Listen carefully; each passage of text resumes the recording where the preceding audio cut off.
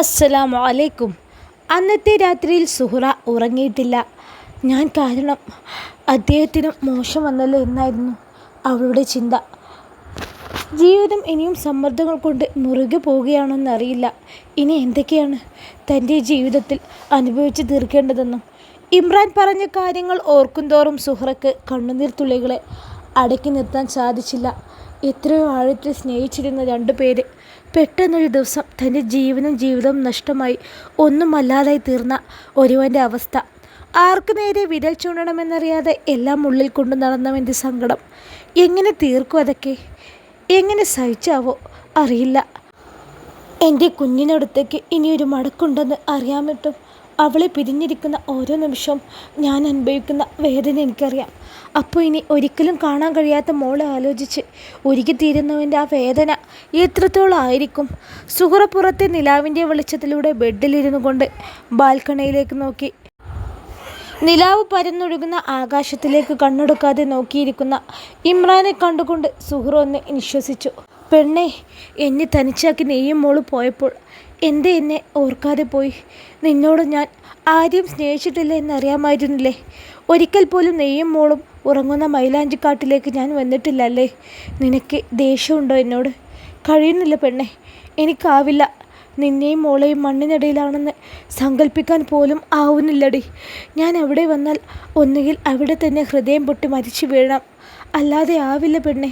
പിന്നെയും ഉരുകി ഇങ്ങനെ എന്നോട് ക്ഷമിക്കു കുഞ്ഞാ. നീയും കുഞ്ഞും ഇന്നും എൻ്റെ ഹൃദയത്തിൽ തന്നെ ഇല്ലേ? പിന്നെ എന്താ?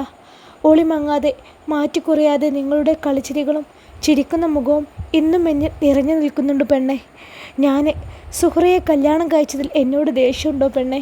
ഒരിക്കലും നിന്നേക്കാൾ ഉയരത്തിൽ അവൾ വരില്ല.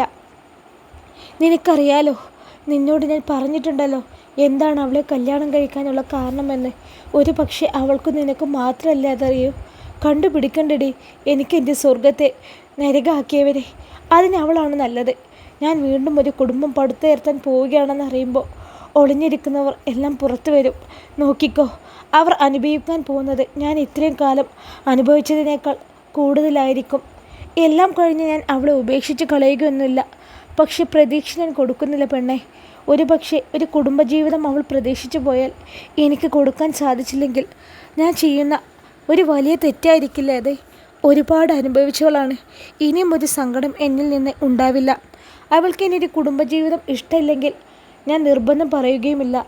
അവൾ ഇതിന് സമ്മതിച്ചത് തന്നെ അവളുടെ കുടുംബത്തെ രക്ഷിക്കാൻ വേണ്ടിയല്ലേ. ഇനി അവൾക്കും ഇഷ്ടമാണെങ്കിൽ, സാഹചര്യം അനുകൂലമാണെങ്കിൽ അവൾ ഇവിടെ ഉണ്ടാവും. നീ കുശുമ്പ് കുത്തണ്ട കുഞ്ഞാ.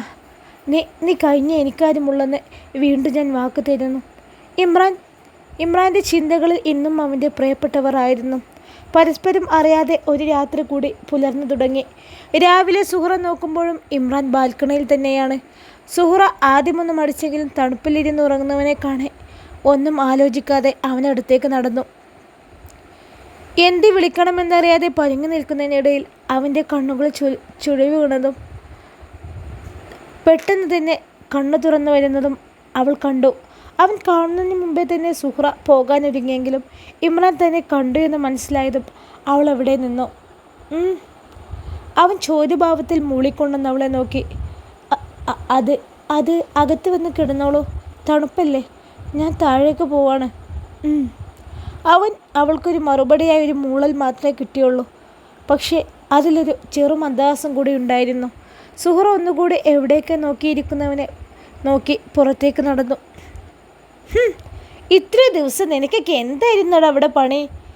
ഒരു വസ്തു അറിയില്ല, രാവിലെ നേരത്തെ എണീറ്റ് പഠിക്കാനൊന്നുമില്ലേ? എല്ലാം തോനെ പോലെ നടന്ന് അനുസരണ ഇല്ലാതെ ആയിട്ടുണ്ട്. ഇല്ല ഉമ്മേ, ഞങ്ങൾ നേരത്തെ തന്നെ എണീക്കുന്നതാ. ഇപ്പോൾ സ്കൂൾ അവധിയല്ലേ, അതുകൊണ്ടാ.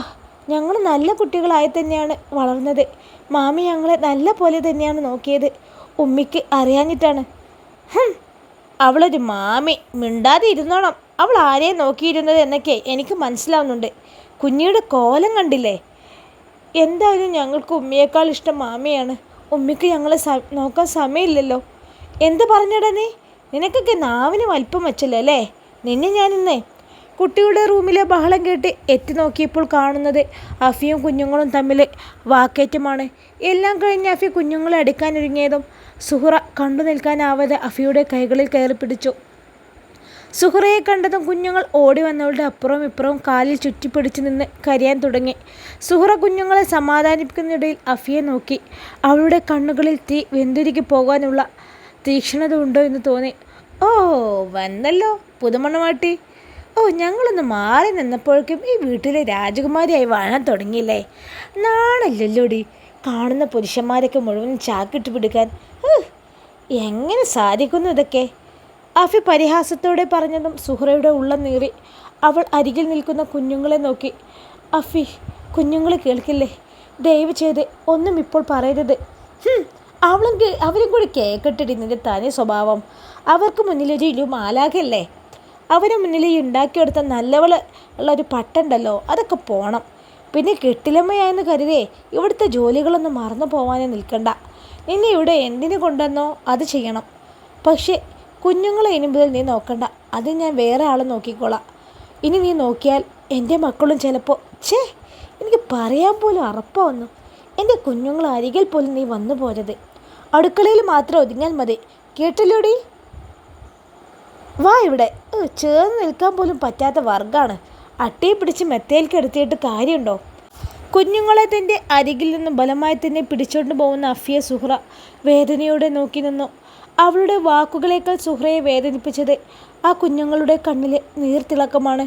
സുഹറയോട് യാചിക്കുന്നത് പോലെ ആ കുഞ്ഞുങ്ങളെ മനസ്സിൽ അഫി തനിക്കെതിരെ വിഷം കുത്തിവെക്കരുതേ എന്ന് അവൾ പ്രാർത്ഥിച്ചു. കുത്തുവാക്കുകളും ശകാരങ്ങളും ഒരുപാട് തന്നെ കേട്ടതാണ്. പക്ഷേ അതുകൊണ്ട് തന്നെ വിഷമില്ല. ഒരു കാര്യത്തിലെ വിഷമമുള്ളൂ. സഹോദരിയെപ്പോലെ ഇരുന്നവൾ ഇന്ന് തനിക്ക് മുന്നിലെ ശത്രുവിനെ പോലെ നിൽക്കുന്നത് കാണുമ്പോൾ മാത്രം. ഒഴുകി വന്ന കണ്ണുനീർ തുടച്ച് സുഹറ റൂമിൽ നിന്നും പുറത്തേക്കിറങ്ങുമ്പോൾ കാണുന്നത് അഫിയെ ദേഷ്യത്തിൽ നോക്കി നിൽക്കുന്ന ഇമ്രാനെയാണ്. ഇവിടെ പറഞ്ഞതെല്ലാം അവൻ കേട്ട് കാണുമോ എന്ന ഭയത്തോടെ സുഹറ അവനെ നോക്കി നിന്നു. നീ എന്തിനാണ് ഈ കുട്ടികളെ തല്ലുന്നത് അഫി? അവന് കരയുന്നത് കേട്ടില്ലേ? ഇമ്രാൻ ദേഷ്യപ്പെട്ടുകൊണ്ട് അഫിയോട് ചോദിച്ചതും കുട്ടികൾ അഫിയുടെ കൈവിട്ടുകൊണ്ട് അവൻ്റെ അടുത്തേക്കൂടി. നിറ കണ്ണുകളോടെ ഇമ്രാനെ അവൻ നോക്കി. ഒരു അനുസരണ ഇല്ലാതെ ആയിട്ടുണ്ടവർക്ക് നോക്കാൻ ഏൽപ്പിച്ചു പോയവളുടെ ഗുണം. എന്തൊക്കെ തോന്നിവാസങ്ങളാണ് പഠിച്ചെടുത്തിരിക്കുന്നത് അറിയോ? നേരത്തെ എണീറ്റ് പഠിച്ചിരുന്നവരാ. കിടന്നിറങ്ങുന്നത് കണ്ടില്ലേ? സുഹറയുടെ സാന്നിധ്യം പറഞ്ഞതും അഫി അവളെ നോക്കിക്കൊണ്ട് വീണ്ടും പറഞ്ഞു. സുഹറയാണ് അഫി ലക്ഷ്യം വെച്ചിരിക്കുന്നതെന്ന് മനസ്സിലായതും ഇമ്രാൻ തന്നെ അവളെ നോക്കി. ഓ പിന്നെ ഉമ്മമാരാണ് കുട്ടികളെ നോക്കേണ്ടത്, അല്ലാതെ എവിടെ നിന്നും വന്ന് ഒരുത്തിയെ ഏൽപ്പിച്ചു പോവുകയല്ല വേണ്ടത്. ആ കുഞ്ഞ് അവൾക്ക് എത്ര വയസ്സുണ്ട്? ഒരു ഉമ്മാൻ്റെ സാന്നിധ്യം കിട്ടേണ്ട പ്രായമാണ്. അതിനെയും വേലക്കാരി ഏൽപ്പിച്ചിരിക്കുന്നു. പിന്നെ എങ്ങനെയാണ് ഈ മക്കൾ നന്നാവും? ഇമ്രാനും സുഹറയ്ക്കെതിരെ പറഞ്ഞപ്പോൾ അഫി സുഹറയെ നോക്കിയൊന്ന് പുച്ഛിച്ചു. ഇമ്രാനും അവളെ വലിയ കാര്യമൊന്നുമില്ല ഓർത്തുകൊണ്ട് അഫി സുഹറയ്ക്ക് നേരെ അമ്പുകൾ എയ്യാൻ തുടങ്ങി.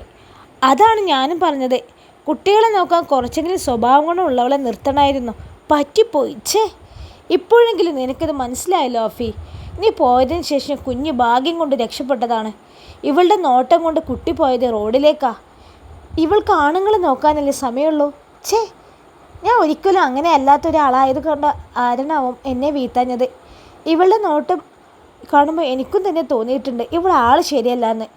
എന്തായാലും ആ കുഞ്ഞ് രക്ഷപ്പെട്ടത് ഭാഗ്യം കൊണ്ടാണ്, ഇമ്രാൻ വന്നതുകൊണ്ട് മാത്രം. അല്ലെങ്കിലേ കുഞ്ഞിപ്പോൾ ഇവിടെ ഉണ്ടാവില്ല. എരിത്തിയിൽ എണ്ണ എന്ന കണക്ക് അലി പറഞ്ഞു നിർത്തുമ്പോൾ അഫിയുടെ കണ്ണുകൾ സുഹറയോടുള്ള ദേഷ്യം കൊണ്ട് പുകഞ്ഞു. അലി സുഹറയോട് പ്രതികാരം വീട്ടാൻ കിട്ടിയ സാഹചര്യം വിജയിച്ചതിൽ സന്തോഷം കൊണ്ട് പുച്ഛത്തോടെ ചുണ്ടുകൂട്ടി. അയാൾ പറഞ്ഞത് കേട്ട് സുഹറ നോക്കിയത് ഇമ്രാനെയാണ്. തന്നെ ഒന്ന് ശ്രദ്ധിക്കുക പോലും ചെയ്യാതെ നിൽക്കുന്ന അയാളെ കണ്ടതും സുഹറയ്ക്ക് ചെറുതായി സങ്കടം വന്നു. പിന്നെ ആലോചിച്ചു, എന്നെ അയാളുടെ ജീവിതത്തിലെ ലക്ഷ്യം പൂർത്തിയാക്കാൻ ഒരു ജോലിക്കാരിയായി മാത്രമല്ലേ കണ്ടിട്ടുള്ളൂ. പിന്നെ എന്തിനെൻ്റെ ഭാഗം പറയണം? എന്നെ ചേർത്ത് പിടിക്കണം, എൻ്റെ കൂടെ നിൽക്കണം. സുഹറ പൊട്ടി വന്ന സങ്കടം അടക്കി പിടിച്ചുകൊണ്ട് തൻ്റെ നേരെ തീക്ഷണതയോടെ നോക്കുന്ന അഫിയെ നോക്കി. തികച്ചും ഒറ്റപ്പെട്ടു പോയ പോലെ. എടീ! അഫിയുടെ കൈകൾ അവളുടെ കവിളിൽ പതിഞ്ഞതും കവിൾ ഒരു വശത്തേക്ക് ചെരിഞ്ഞു പോയ പോലെ തോന്നി അവൾക്ക്. കണ്ണുകൾ നിറഞ്ഞു വന്നു. അതൊരിക്കലും അടിയുടെ വേദന കൊണ്ടല്ല, പക്ഷേ ഹൃദയം നൊന്ത വേദന കാരണമായിരുന്നു. നിറ കണ്ണുകളോടെ അറിയാതെയെങ്കിലും അവൾ ഇമ്രാനെ നോക്കിപ്പോയി. മുഖം തിരിച്ച് വേറെ എവിടെയോ നോക്കി നിൽക്കുന്നവനെയാണ് അവൾക്ക് കാണാൻ കഴിഞ്ഞത്. ഉമ്മി ഉമ്മി വേണ്ട. മാ മാമി പാവാണ്. കുഞ്ഞെ അറിയാതെ പോയതാവും. വേണ്ട ഉമ്മി. കുഞ്ഞുങ്ങൾ അഫിയുടെ മുന്നിൽ തടസ്സം സൃഷ്ടിച്ചു നിന്നു. മാറി നിൽക്കട അങ്ങോട്ട്. അവൻ്റെ ഒരു മാമി. ഒറ്റത്തട്ടിന് കുട്ടികളെ പിന്നിലാക്കി അഫി ഒന്നുകൂടി സുഹറയുടെ അടുത്തേക്ക് നിന്നു. അലി ഒരു സന്തോഷച്ചിരിയോടെ ആ രംഗങ്ങൾ മനസ്സിൽ പതിപ്പിച്ചു വെച്ചു. ഇപ്പോൾ ഇറങ്ങിക്കോണം എവിടെ നിന്ന്. നിൻ്റെ ടിക്കറ്റ് ഞാൻ ഇന്ന് തന്നെ എടുത്തു തരാം. നിൻ്റെ വിസ ഞാൻ ഇന്ന് തന്നെ ക്യാൻസൽ ചെയ്യും. നോക്കിക്കോ. എന്തിനാ നിൻ്റെ കയ്യിൽ കുട്ടികളെ ഏൽപ്പിച്ചു പോയത്? നല്ലോണം നോക്കാൻ വേണ്ടിയല്ലേ? എന്നിട്ട് നീ എന്ത് ചെയ്തു? എൻ്റെ കുഞ്ഞിക്ക് എന്തെങ്കിലും സംഭവിച്ചിരുന്നെങ്കിലേ വെച്ചേക്കില്ലായിരുന്നു ഞാൻ. ഇറങ്ങിപ്പോടി. എടുക്കാനുള്ളതൊക്കെ ഇങ്ങോട്ട് എടുക്ക്. എല്ലാം മുഖം കുനിച്ച് കേൾക്കുക എന്നല്ലാതെ സുഹറ ഒന്നും പറഞ്ഞില്ല. കണ്ണുനീർ തുള്ളികൾ തറയിൽ വീണുടഞ്ഞു. ദേഷ്യം തീരാതെ അഫിയുടെ കൈകൾ ഒന്നുകൂടി സുഹറയുടെ മുഖം ലക്ഷ്യമാക്കി ഉയർന്നു. ഒട്ടൊരു നിമിഷം കഴിഞ്ഞതും അവളുടെ കൈകൾ തൻ്റെ മുഖത്തേക്ക് പതിയാത്തത് എന്താണെന്ന് തലയുയർത്തി നോക്കിയ സുഹറ കാണുന്നത് ഇമ്രാൻ്റെ ബലിഷ്ഠമായ കൈകളിൽ കിടന്ന് ഞെരിയുന്ന അഫിയുടെ കൈകളെയാണ്. ഇമ്രാൻ്റെ കണ്ണുകളിലെ കോപം മുഴുവനും അവളുടെ കൈകളിലേക്ക് എത്തുന്നതിന് മുമ്പേ അവൻ ആ കൈകൾ കുടഞ്ഞിറങ്ങി. ഇമ്രാൻ്റെ പെട്ടെന്നുള്ള പ്രവൃത്തിയിൽ എല്ലാവരും അവനെ പകച്ചു നോക്കി. വിശ്വാസം വരാനാവാതെ സുഹറ അവനെ തന്നെ നോക്കി നിന്നു. പെട്ടെന്നാണ് അവൻ്റെ കൈകൾ തൻ്റെ ചുമലിൽ ചേരുന്നത് അവൾ അറിഞ്ഞത്. ഇമ്രാൻ സുഹറയുടെ ചുമലിൽ പിടിച്ചുകൊണ്ട് തൻ്റെ ദേഹത്തേക്കൊന്ന് കൂടി അടുപ്പിച്ച് നിർത്തി. സുഹറയുടെ നോട്ടം മുഴുവനും അവൻ്റെ കൈകൾ പതിഞ്ഞ തൻ്റെ ചുമലിലായിരുന്നു. ഞാൻ പറഞ്ഞു തീർന്നില്ലല്ലോ അഫി. അലിക്ക നിങ്ങൾ കേട്ടില്ലല്ലോ ഞാൻ പറഞ്ഞത്. എന്നാലേ ആദ്യം മുതൽ തുടങ്ങാം. കുട്ടികളെ നോക്കേണ്ടത് സ്വന്തം പെറ്റുമ്മയാണ്. അല്ലാതെ ഉമ്മ നാട് ചുറ്റി നടന്നുകൊണ്ട് കുട്ടികളെ ഇവിടെ ഏൽപ്പിച്ച് പോവല്ല വേണ്ടത്. നീ ആ കുഞ്ഞുങ്ങളെ മുഖത്തേക്കൊന്ന് നോക്ക്. ആ കണ്ണുകൾ നിന്നോടുള്ള സ്നേഹം കാണാൻ കഴിയുന്നുണ്ടോ? അലിവുണ്ടോ? ഇല്ല. നിൻ്റെ കണ്ണുകളിലുണ്ടോ? ആ കുഞ്ഞുങ്ങളോട് വാത്സല്യത്തോടൊരു നോട്ടം നീ നോക്കിയിട്ടുണ്ടോ അഫി? ആ കുഞ്ഞിപ്പെണ്ണിനെ സ്നേഹത്തോടൊരു മുത്തം വെച്ചിട്ടുണ്ടോ? എന്നിട്ടും ഇത്രയും ദിവസം കഴിഞ്ഞ് നീ വന്നപ്പോൾ അവൾ നിൻ്റെ അടുത്തേക്ക് ഓടി വന്നിട്ടുണ്ടെങ്കിൽ അതിൽ നിൽക്കുന്നവൾ പറഞ്ഞ് മനസ്സിലാക്കി കൊടുത്തിട്ടാണ്. ഒരു ഉമ്മ എന്താണെന്ന് മക്കളോട് പറഞ്ഞ് പഠിപ്പിച്ചു കൊടുത്തിട്ടാണ്. നിന്നെ സ്നേഹിക്കാൻ പഠിപ്പിച്ചു കൊടുത്തിട്ടാണ്. മനസ്സിലായോ നിനക്ക്? ഇനി ആ കുട്ടികളുടെ കണ്ണുകളിൽ സുഹറയുടെ മുഖം കാണുമ്പോൾ ഉള്ള ഭാവം ഒന്ന് നോക്ക്. സ്നേഹമാണ്, അലിവാണ്, ഒരു ഉമ്മയോടുള്ള വാത്സല്യമാണ്. അതവൾ പറഞ്ഞു പഠിപ്പിച്ചതല്ല. ആ കുട്ടികൾ പൂർണ്ണ മനസ്സോടെ ഹൃദയത്തിൽ നിന്ന് വരുന്നതാണ്. ഇത്രയും കാലം നീ കൊടുക്കാതെ അല്ലെങ്കിൽ ഒരു പെറ്റുമ്മയിൽ നിന്ന് ലഭിക്കാത്ത സ്നേഹം, സംരക്ഷണം എല്ലാം ഇവളിൽ നിന്ന് ലഭിച്ചത് കൊണ്ടാണ്. മനസ്സിലായോ? പിന്നെ ഇവളെ നീ ഇനി ഇവിടെ നിന്ന് പറഞ്ഞു വിടണോ വേണ്ടയോ എന്ന് ഞാനല്ലേ തീരുമാനിക്കേണ്ടത്. ഇന്നലെ ഇതാ ഈ മഹർ ഇവളെ കഴുത്തിലേ ഞാൻ വെറുതെ ഇട്ട് കൊടുത്തതെന്നല്ല, അള്ളാഹുവിൻ്റെ മുന്നിൽ സത്യം ചെയ്തുകൊണ്ട് എൻ്റെ ഭാര്യയാക്കിയതാണ്. ഇനി ഒരു കാര്യം കൂടി. ഇനി കുട്ടികളെ നോക്കാനല്ലെങ്കിൽ വീട്ടിലെ ജോലി എടുക്കാൻ ഇവൾ ഇവിടുത്തെ വേലക്കാരിയല്ല. നിന്നെപ്പോലെ അല്ല, നിന്നേക്കാൾ ഒരു പക്ഷേ എൻ്റെ എത്രയും അവകാശം അവൾക്ക് ഈ വീട്ടിലുണ്ട്. അതുകൊണ്ട് ഇനി അവളെ എടി പൊടിയൊന്നും ഈ വിളിക്കാൻ നിൽക്കണ്ട. സുഹറ എന്ന പേര് പോലും വിളിക്കണ്ട. എന്നെ ഇക്ക എന്ന് വിളിക്കുന്നുണ്ടെങ്കിൽ ഇവളെ ഇത്ത എന്ന് വിളിക്കണം. എല്ലാവരോടും കൂടിയാണ്. ഇനി ഇവൾക്ക് ഈ വീട്ടിലൊരു സങ്കടവും ഉണ്ടാവരുത്. പിന്നെ ഒരു കാര്യം കൂടി. ഞാൻ നാട് ചുറ്റുമ്പോൾ കമ്പനി നോക്കി നടത്താൻ ബുദ്ധിമുട്ടുണ്ടെന്ന് പറഞ്ഞാണല്ലോ കുട്ടികളെ ഇവിടെ വെച്ച് പോകുന്നത്. അതേ നമുക്ക് പരിഹാരം കാണാം. നാളെ മുതൽ വീണ്ടും കമ്പനിയിൽ ഞാൻ പോയി തുടങ്ങുകയാണ്. ആരും ബുദ്ധിമുട്ട് അനുഭവിക്കേണ്ട. ഇത്രയും കാലം നടന്നു പോരുന്ന കമ്പനിയിൽ ഒരു ശുദ്ധികലശം നടത്താനുണ്ട്. ഈ വീട്ടിൽ ഇനി വേലയ്ക്ക് ആൾ വേണമെന്നില്ല. മാത്രമല്ല ഉമ്മയുടെയും ഉപ്പയുടെയും കൂടെ നിനക്കും കുട്ടികൾക്കും കൂടി ഒരു ടിക്കറ്റ് എടുക്കാം. എല്ലാം പഴയ പോലെ മതി. ഇവിടെ ഞാനും ഇവളും മാത്രം മതി. കേൾക്കുന്നുണ്ടോ? ഇമ്രാൻ്റെ ചോദ്യത്തിൽ അറിയാതെ തന്നെ അഫി തലയാട്ടിപ്പോയി. ഇമ്രാൻ്റെ നെഞ്ചോട് ചേർന്ന് നിൽക്കുന്ന സുഹറയെ കണ്ടതും അഫിക്ക് ദേഷ്യം നിയന്ത്രിക്കാനായില്ലെങ്കിലും അവൾ അതടക്കി പിടിച്ചു. ഒരു വേലക്കാരിയായി വന്നവൾ ഇന്ന് എല്ലാ അധികാരങ്ങളുമുള്ള വീട്ടുകാരിയായിരിക്കുന്നു. സുഹറയോടുള്ള ദേഷ്യം മനസ്സിൽ നിറച്ചുകൊണ്ട് അഫി വെട്ടിത്തിരിഞ്ഞ് നടന്നു. ഇമ്രാനാണെങ്കിൽ തൻ്റെ ലക്ഷ്യത്തിലേക്കുള്ള ആദ്യപടി കടന്ന സംതൃപ്തിയോടെ ഒന്ന് പുഞ്ചിരിച്ചു. അഫിയുടെ പുറകെ നടക്കാനിരുങ്ങിയ അലിയെ ഇമ്രാൻ പുറകിൽ നിന്ന് വിളിച്ചു. തന്നോട് എന്ത് പറയാനാണാവോ എന്നറിയാതെ നിന്ന അലിയുടെ മുന്നിൽ സുഹറയെ ചേർത്ത് പിടിച്ചുകൊണ്ട് ഇമ്രാൻ നിന്നു. എനിക്കൊന്നും അറിയാൻ വയ്യാഞ്ഞിട്ടല്ല നിങ്ങളുടെ നുണകൾ ശരിവെച്ച് തന്നത്. എന്നെ പഴയ ഇമ്രാനാക്കരുത് അലീക്ക. ബഹുമാനം കൊണ്ടല്ല, നിങ്ങൾക്കുള്ള സമയമായിട്ടില്ല, അതുകൊണ്ട് മാത്രമാണ്. ഒരു കാര്യം ഇനിയും മറക്കാതെ ഇരിക്കുക, ഇവളെൻ്റെ ഭാര്യയാണെന്ന്. ഈ ഇമ്രാൻ മഹർ ചേർത്തിയ പെണ്ണാണെന്ന് ഓർത്ത് വെച്ചോളൂ. ഒരു താക്കീതോടെ ഇമ്രാൻ പറഞ്ഞു നിർത്തിയതും അലി ഉത്തരമില്ലാതെ നിന്നു. തൻ്റെ മുന്നിലൂടെ സുഹറയെ ചേർത്ത് പിടിച്ച് തിരിഞ്ഞു നടക്കുന്ന ഇമ്രാനെ ചുട്ടരിക്കാനുള്ള ദേഷ്യത്തോടെ അലി നോക്കി നിന്നു. അയാളുടെ മനസ്സിൽ അവരെ വേദനിപ്പിക്കാനുള്ള പല പദ്ധതികളും തെളിഞ്ഞു വന്നു. റൂമിലേക്ക് എത്തിയതും സുഹ്റയുടെ ചുമലിലെ കൈകൾ ഇമ്രാൻ വേർപ്പെടുത്തി. അവൻ്റെ കൈകൾ തന്നിൽ നിന്നും അകന്നതും പ്രിയപ്പെട്ടതെന്തോ അകന്നു പോകുന്നത് പോലെ തോന്നി സുഹ്റയ്ക്ക്.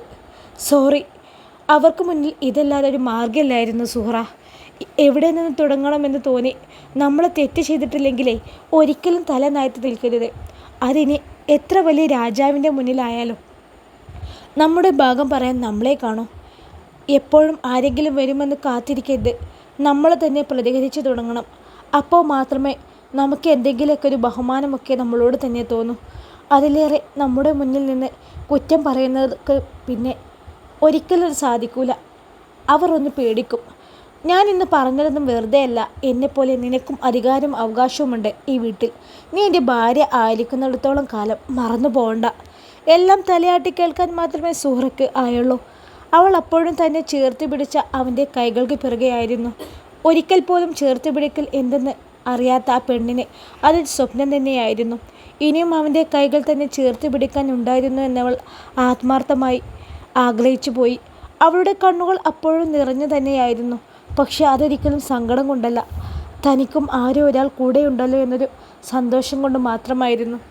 ഇൻഷാ അല്ലാഹ് ഈ കഥയുടെ ബാക്കി ഭാഗവുമായി നാളെ കാണാം. അസ്സലാമു അലൈക്കും.